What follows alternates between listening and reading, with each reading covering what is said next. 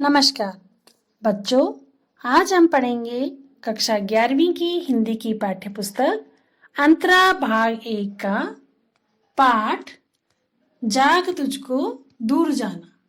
जाग तुझको दूर जाना ये एक कविता है और इसकी कवित्री है महादेवी वर्मा। जाग तुझको दूर जाना एक जागरण गीत है और उसमें सांसारिक बाधाओं तथा विपदाओं के बीच में भी सांसारिक पथ पर निर्भर होकर विकास पथ पर आगे बढ़ने का संदेश दिया गया है। ये था पाठ परिचय। तो चलिए बच्चों, अब जान लेते हैं पाठ का सारांश या समरी। महादेवी वर्मा की कविता जाग तुझको दूर जाना एक जागरण गीत है, जैसे मैंने पहले बताया। उसमें सांसारिक बाधाओं तथा विपदाओं के बीच में भी सांसारिक पथ पर निर्भर होकर विकास के पथ पर आगे बढ़ने का संदेश दिया गया है। यह गीत रहस्यवाद के आवरण से बड़ा होने के कारण विरह की साधना को भी प्रकाशित करता है।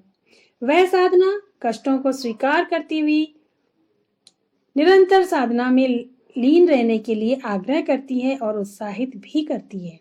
वह अजर मार आत्मा को जागृत करती है कि उसे दूर जाना है।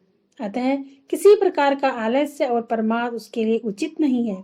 उसे नश्वरता के पथ पर अपने अमिट चिन्ह छोड़ने हैं। चाहिए कि वह अपनी छाया को वास्तविकता की संज्ञा देकर अपने लिए कारागार का निर्माण न करे। वह जीवात्मा वस्तुतः अमर सूत्र है। वह जीवात्मा वस्तुतः अमर सूत्र है। जीवात्मा का लक्ष्य दूरगामी और उन्नत है। यह स्वयं सिद्ध है कि उसके मार्ग में अनेक कठिनाइयां आएंगी, परंतु उसे सब पर विजय प्राप्त करके आगे बढ़ते जाना है। माया के आकर्षण बंधन भी उसे पथ से विचलित करना चाहेंगे। मृत्यु रूपी चिर निद्रा भी भयभीत करना चाहेगी, परंतु इस जीवात्मा को प्रत्येक हालत में विजयानी सिद्ध होना है। यानी कि प्रत्येक व्यक्ति के अंदर एक जीवात्मा है और महादेवी वर्मा ने उसी जीवात्मा की और उसी की यात्रा की बात की है कि उस जीवात्मा को कई अड़चने आएंगी इस सांसारिक जगत में, लेकिन उस जीव यात्रा को बिल्कुल भी विचलित नहीं होना है, विजयी सिद्ध होना है। कवित्री का स्पष्ट विचार है कि जीवन मार्ग बाधायुक्त होने के साथ बड़ा लंबा भी है। इस लंबे पथिक आलस्य को त्याग लक्ष्य और संकल्प लेकर आगे बढ़ता है। वह कहती है कि अविचल रहने वाला हिमाचल पर्वत भले ही कंपित हो जाए, शाश्वत शांत रहने वाला आकाश भले ही परले वृष्टि करने लगे, अंधकार की काली छाया भले ही सूर्य निगल जाए, चाहे भयंकर तूफान विद्युतया रेखा की तरह चारों ओर फैल जाए, परंतु इस विषम परिस्थितियों में भी निर्भीक अविचल रहकर अपनी साधना पर चलना है।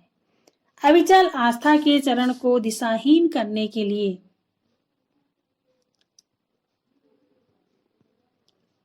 निरंतर आगे बढ़ते रहना है। क्रंदन को दूर करना चाहिए, इसे निरंतर सजग रहना है, कहीं वह स्वयं सुख की इच्छा को ही बंदी न बना ले। सांसारिक सुख स्वप्न मानव पथ में बाधा उत्पन्न करते हैं। ये सभी क्षणभंगुर होते हैं। क्षणभंगुर मतलब कुछ समय के लिए होते हैं। अतः मिथ्या सुखों को जीवन का लक्ष्य न बनाकर हमें अपने संकल्प पथ पर निरंतर आगे बढ़ना है। वह अमर पुत्र है, अतः मृत्यु से कभी भयभीत नहीं होना चाहिए। उसे अपने कर्तव्य पथ पर इतना आगे बढ़ना है जिसके आगे मार्ग ही ना हो। इस प्रकार कवित्री का विचार है कि मानव को निराशा, अनास्था, नश्वर भावना आदि को त्याग कर कर्तव्य पथ पर, साधना पथ पर आगे बढ़ना चाहिए। ऐसा करने से दूर की मंजिल भी निकट की सिद्धि हो जाती है, यानी दूर की मंजिल भी निकट आ जाती है। इसमें महादेवी वर्मा जी का रहस्यवाद क्या है?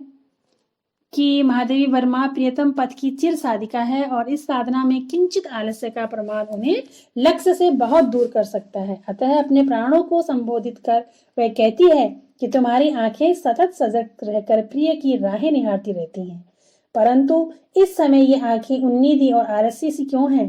तुम अपनी सजगता धारण करो, क्योंकि गंतव्य मार्ग अभी दूर है और तुझे वहां तक पहुंचना आवश्यक है। चाहे आज अटल हिमालय पर्वत के हृदय में कंपन उत्पन्न हो, चाहे आकाश जल प्लावन के रूप में रो उठे, आज समस्त प्रकाश को अंधकार निगल ले, चाहे विद्युत चमक से तूफान खड़ा हो जाए, किंतु तुम निराश मत होना, अपने मार्ग पर चलते जाना। इस तरह से वह आत्मा को उत्साहित करती है और उसके निराशा को दूर करने का प्रयास करती है। तो बच्चों, ये तो थी पाठ का सारांश, कविता का सारांश मैंने आपको पढ़ाया। और अब जान लेते हैं कि यह कविता हमें क्या संदेश दे रही है, यानी क्या शिक्षा दे रही है।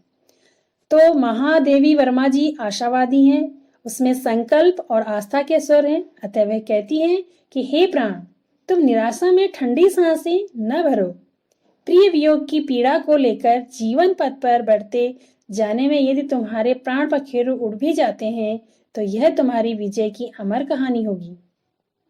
दीपक की लौ पर चलने वाला पतंगा ही दीपक को अमर बनाता है। पतंगा क्षण भंगुर है, परंतु दीपक अमर है। यानी जो पतंगा है वो थोड़ी देर के लिए आता है, लेकिन दीपक तो अमर है, वो कभी नहीं मरता। प्राण दीपक की तरह निरंतर जलकर अमर है, परंतु पतंगा ही प्रेम की अमरता का सूचक है। ब्रह्मा जी कहती हैं कि जीवन की अनेकानेक कठिनाइयों को झेलकर भी उन पर सुख रूपी कोमल कलियों को प्रेम भावना रूपी दग्ध अंगारों पर बिछाना है, अर्थात अपने सुखों को त्याग करना है। इस त्याग से साधना का सुख प्रशस्त होगा। जब आप अपने जीवन के क्षणिक सुखों को भूल जाओगे, तभी आपको साधना का सुख प्राप्त होगा और साधना से आपको मुक्ति प्राप्त होगी और आत्मा परमात्मा में विलीन हो जाएगी। तो बच्चों, ये था पाठ जाग तुझको दूर जाना कविता। और पाठ का सारांश यहीं समाप्त हुआ। धन्यवाद।